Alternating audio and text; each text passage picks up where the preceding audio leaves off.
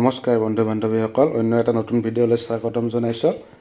এতিয়াৰ পৰাই নিবনুৱা যুৱক যুৱতীসকলে এমপ্লয়মেণ্ট এক্সচেঞ্জ নগৈও অনলাইন যোগে নিজৰ পঞ্জীয়ন কৰিব পাৰিব। লগতে আপোনালোকৰ এমপ্লয়মেণ্ট এক্সচেঞ্জ চাৰ্টিফিকেটখন ৰিনিউ কৰিব পাৰিব আপোনালোকে অনলাইন যোগে। আমি দেখাই আছোঁ আপোনালোকক ভিডিঅ'টো। এইটো পীযুষ হাজৰিকা ডাঙৰীয়াই কি ঘোষণা কৰিছে। লগতে যিসকল বন্ধু বান্ধৱী নতুনকৈ আহিছে আমাৰ চেনেলটোত ছাবস্ক্ৰাইব কৰিব। নিবনুৱাসকলৰ কাৰণে গুৰুত্বপূৰ্ণ যে আমি নিয়োগ কেন্দ্ৰত আমি কি কৰিব লাগে, ৰেজিষ্টাৰ কৰিব লাগে, এমপ্লয়মেণ্ট এক্সচেঞ্জত ৰেজিষ্টাৰ কৰিব লাগে। আৰু সেই ৰেজিষ্ট্ৰেশ্যনটো আগতে মেনুৱেল আছিলে।